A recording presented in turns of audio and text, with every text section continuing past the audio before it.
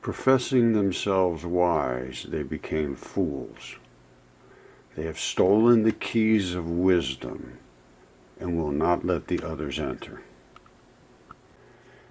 Okay, at this Human Proteome Project, they're arguing whether or not there's actual proteins that they can find. I have found body parts. That's a human lung. It's been DNA certified, CAT scan, anatomist verified, 100% certain.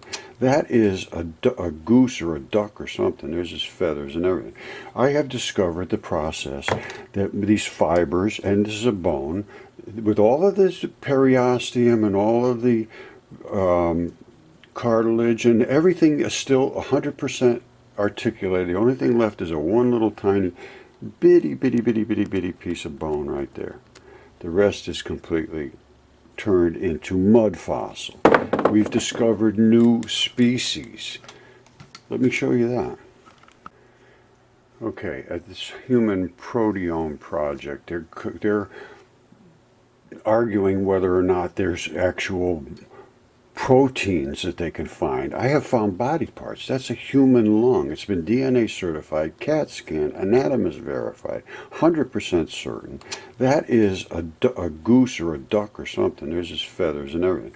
I have discovered the process that these fibers, and this is a bone, with all of this periosteum and all of the cartilage and everything is still 100% articulated. The only thing left is a one little tiny bitty piece of bone right there. The rest is completely turned into mud fossil. We've discovered new species. Let me show you that.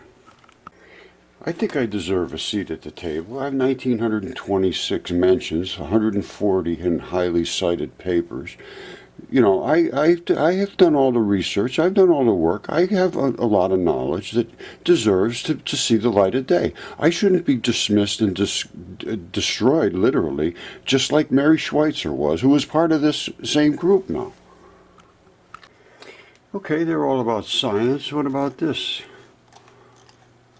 In the ancient texts, they wrote about giant fish called the Leviathan. They talk all about, which I'm looking at a Leviathan right there, a giant fish. And they also talk about the giant dragons, like this giant dragon. That's his head, and this is his neck, and these are all the scales in his neck. And nobody's ever seen this before. These are the scales in this dragon's neck. And it also says that he will slay the dragon that lives in the sea with his great and mighty sword, and that is a slash, and that is bleeding out in the desert. The bodily fluids are running out, and that dragon goes all the way over to the Mediterranean.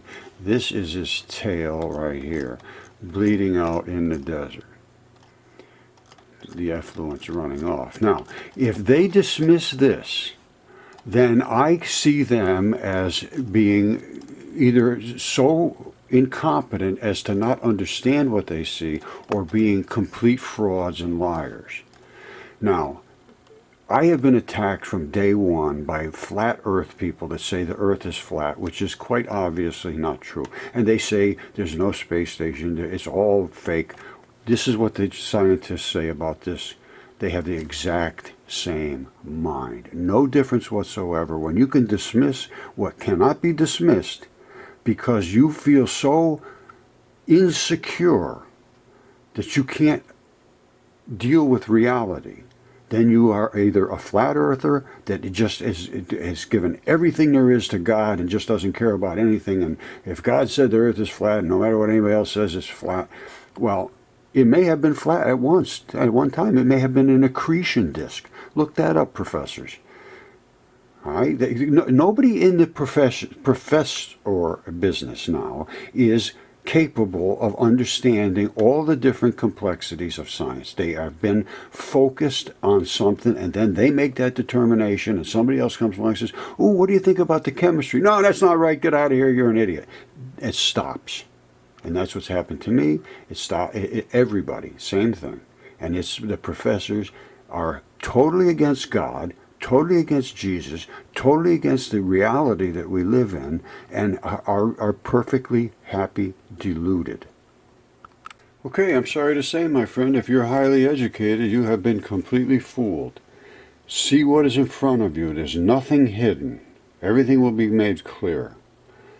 There were also false prophets among the people, just as there will be false teachers among you. They secretly introduce destructive heresy that even deny the master who bought them. There's no Jesus, there's no God, there's all that nonsense, bringing swift destruction on themselves. Many others will follow in their depravity, and because of them the way of truth will be defamed, which it has in every single way.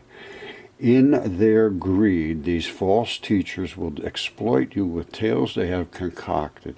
The long-standing verdict against them remains in force, and their destruction does not sleep. That does not sound good. This is hilarious.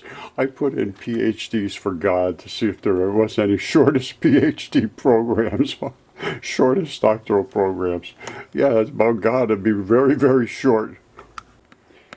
Now, she's going to be talking about how they're doing the research. And believe me, I know the research. I've done the research. This is lab work, and how molecules transfer energy and all this different information about actual lab work. And this is my theoretical stuff. And I mean, it gets very, very, very deep.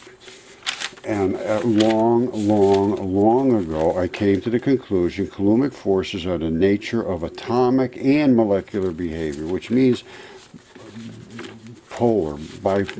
dipoles. And this was my company. I owned this company. It was business machine sales and service, point of sale software. We did all these different things. I have a very, very diverse background in literally everything. It's just everything. I was interested in everything. And so I could discuss on anybody's level. Anybody want to talk to me? I will talk to you about every single thing. And if I don't understand it, I'll find out about it, trust me. Because I do understand things that they have no clue about. I would love to speak to them about CPG islands and memory and where all of the different programming in your body resides. Because it is in these CPG islands. And they call that junk DNA. They really have no clue whatsoever what they're doing at this moment. And professing themselves wise, they became fools. They have kept away the people that do have the keys to knowledge and hidden them. And they have done this because of their disgust for God's creation. They have a literal disgust for God. I don't know how they got it, but they have it. And it has to bring about a big bang, and it has to be evolution. We have to come from scum, and dust created everything. It's the most weak-minded mindset that exists on the face of the planet. And they are the ones forcing you to pay them to then force you to tell them that they are correct. It's unbelievable. Okay, my friends, this is going to be about proteomics, which is a new developing science where they incorporate everything together, which is exactly what I do, which talks about what is the human body made of, what proteins are there, what is the DNA, what is junk DNA, what is CPG islands, what does methylation mean, what is all of the different digestive enzymes, where are they produced, what do the immune cells do? What are the immune cells? How fast do catalysts work? How many different types of bacteria are there? Where are they resident? Who is sick and why are they sick? What differences in the microbiome exist in healthy versus unhealthy people? I have investigated all of this in extreme detail as well as they have. And I can stand my ground with them any day of the week. I have plenty of certifications. I have all the training. I took genomics at Johns Hopkins. I took particle physics at the University of Geneva. Took chemistry at Rice University. I've taken more courses than you could possibly imagine. And I continuously study and update myself with the latest. And that just doesn't happen in the academic arena. It's kind of a serious problem. Now we're going to look into this, and I'm going to show you how easily I can overcome everything that they say, and they are really just completely lost at this point, 100% lost. Okay, in a minute I'm going to show you that we have discovered the boson, the fermion, the particles that they are looking for and nobody can find. And they can't find them because nobody understands anything, because they have no clue about quantum mechanics. And here's the guy from Yale. He's a nice guy. I'm not going against him. And he's right. Nobody understands. Listen. This is a very exciting day for me, because today we're going to start quantum mechanics, and that's all we'll do till the end of the term. Now, I got bad news and good news. The bad news is that it's a subject that's kind of hard to follow intuitively. And the good news is that nobody can follow it intuitively. And the real news is it's just nonsense. All right, I've done this literally a zillion times. This is the muon neutrino, and this is the electron neutrino. These cause cascades of particles because they smash in, they have a potential. This has no potential, it just drifts across. We have shown both of those. When they come through as light, they're attached together. They are literally the smallest particles that exist. CERN is working with nuclear particles, trying to find the smallest particles that exist. We started with the smallest particles that exist. We exceed CERN. They can find all a bunch of little tiny particles, but then there's what they call dark matter. They can't find that. And these little tiny particles they can't find. Well, we're starting with light, red pulsed laser. It accelerates and shows itself as a particle. So light accelerates, light's a particle. It explodes at the venturi, and it goes in as a box like this, attached back-to-back particles in a square box. And when they hit the venturi, they explode. The black particles walk away from the white particles, and they are seen in our experiments right here. You see the black particles? You see the black ones? You see the white ones? Nobody will discuss this with me. I took a course at University of Geneva, asked them about this. They said, ooh, that's interesting, and then they stopped communications. I took courses everywhere to confront the professors, and they just dismissed it and ridiculed me, really. Geneva, they just walked away. University of Johns Hopkins down there, I took genomics there, and I knew much more than he knows. And I will try to be very nice. I just said, can you look at my research? Dismissed it in 8 minutes and said I need to get educated.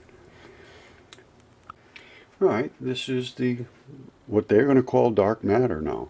It's the little black balls that were attached in the beginning to the box of photons. Photons are basically the smallest particles there is. Only smaller than that is electrons, and only smaller than that is the fermion, the white part, and the black balls, which are the bosons. And they are the charged particle carrier, the black one. It just carries the white one. When they concuss, the white one explodes. And this is all in my electron flood theory there. And they know this now. The nucleus is completely wrong. They know that for a fact. They just don't know what to do about it. I say everything is made of dipole electrons. Part of the electron has a strong force, and the other part is a weak force. It's just that's how it happens. The weak force stays as a little black ball, and the white force explodes like a bomb, the strong force. And in a helium atom, there's 7,352 electrons. And as they go up, there's 1,837 electrons in a proton and 1,838 in a neutron. But they're not really neutrons and protons. They're just masses that we've always considered that way. The core of the nucleus is always, always, always going to have positiveness towards the center and a negative core around the outside. The negative rind, let's call it, and the core will be positive, because the negatives always want to get away from each other, so they will always find the furthest distance, and they will end up pushing their positives towards the center. It won't look exactly like this, but I can show you what they will look exactly like. Okay, I've shown the salt vibration experiments, and at exact certain frequencies, which is called a resonance. They create patterns. Wait till you see what they do in water, because the water is more of a 3D pattern. Now this is Rupert Sheldrake, and I did contact him. This shows you the kind of pattern you get. You see that? And as it continues to change the frequency, You see, that was a threefold pattern with standing waves that oscillate backwards and forwards. So it gives you a sixfold pattern. now what he's really doing is he's making the plus minus in here. So he's shaking them back and forth, and they're creating these elegant little patterns. It's a little complicated to explain, but I understand it pretty well. Every one of these is an electron. Every one of those dots is an electron. In the nucleus of atoms, there's tens of thousands of electrons. Just in helium, there's 7,352. When you get up into your heavy elements, your metals and so forth, you got tens of thousands, possibly hundreds of thousands. I haven't calculated it out. But every one of these is a region. Every one of those is a region, which means it's an electron. It has a potential. It will push its neighbors away from it in all the different directions. That's why you get these elegant patterns. It's hard to explain, but once you do understand electron flood theory, which is this, every time you shake this, you're pushing positives against negatives. And at a certain point, they lock in and they say, okay, I'm happy there. And that's resonance frequency. It locks in, and that's what an atom is. But however, an atom also has what they call isotopes. Here, every one of these has isotopes. Isotopes means that it's not really that specific atom. It's some of a little extra electrons or a little less electrons, and it's still pretty stable. They call those isotopes. Some of them are stable isotopes, some of them are unstable. They just last like that. But in addition to that, which they don't understand, is the enzymes, which are catalysts, which work from digestive proteins and so forth in the body. These proteins are so sophisticated that they do chemistry in between here, probably 20,000 steps, just like that. So fast it would take literally 100 years to make all these little chemical conversions to convert molecules from one molecule into something else, so that it breaks it into your DNA molecules or proteins or whatever it is that you need to make your body function. And it has to be worked on by an enzyme. Every single molecule that you ingest, 100% of everything that you ingest, that you eat, goes in, and it has to be worked on by an enzyme. They don't just go in there and a chunk of carrots turns into your finger. It goes in there, and a bunch of enzymes come down, and they eat up away, and they break it into little bits and pieces, and then the metals in your body, which is the transition metals, which are in here, iron and all this stuff, grabs a hold of it, because they can grab molecules this side and this side. They are in the middle of the periodic chart. On this side, they can grab molecules. On that side, they can grab them. And they carry them through the body, and they deliver them. I understand this extremely well. I want a seat at the table. I deserve a seat at the table. I have been pushed away too long, just like Mary Schweitzer. She deserves to be heard. And she's afraid, I'm sure, to speak up as loud as I am. I'm done being intimidated. I am so done being intimidated, I couldn't care less. I am holding the feather of truth. The feather of truth means when you speak from the heart. And from the heart, you speak what you know is true. And you don't deny what you know is not true. You deny what you know is not true. You only go for the truth. And if they can dismiss the dragon and the fish in the desert and all of the things that I have presented, they have no right to hold the feather of truth. Now, I did mention CpG methylation, which is junk DNA. Now, epigenomics, the science of no longer junk DNA. This goes back to 2013. Why study it in chronic kidney disease? Now, I fully understand all these different diseases. The reason is because the junk DNA is altered in your body by vaccines, by exposure to chemistry, by your body's responses to some invasive thing that has happened to you in the past. This is your memory. These CpG islands, junk DNA, is your memory. I can't imagine that they don't understand this. It's different in everyone, so they say it's just junk because it's different. We can't codify it. We can't. They did all kind of algorithms to try to figure out sequence. They can't figure out sequence because it's your interaction with the world that creates these memories. And they reside in these CpG islands by what's called CpG methylation. I understand this very well. They have no clue about it, totally lost. Identical twins, identical, come out with identical CpG islands, which is this junk DNA. They're the same. As they grow, it changes. One gets different from the other. And if they're put in totally different environments, they get totally different. It's just so obvious. It's unbelievable what's missed and how obvious it is and where is the competence level? That's my point. I believe that they are missing these things because they are being forced not to speak of them. Otherwise, they'll be destroyed by their colleagues, just like Mary Schweitzer, just like Velikovsky, just like me, just like 99% of the people you never heard of because they were too destroyed to have a voice ever to be heard. I just want to say one thing. I'm sure I sounded hostile, and I do feel kind of hostile. It's been, 8-9 years now of denial of undeniable evidence. So I'm not expecting to hear from anybody in academia. I never have.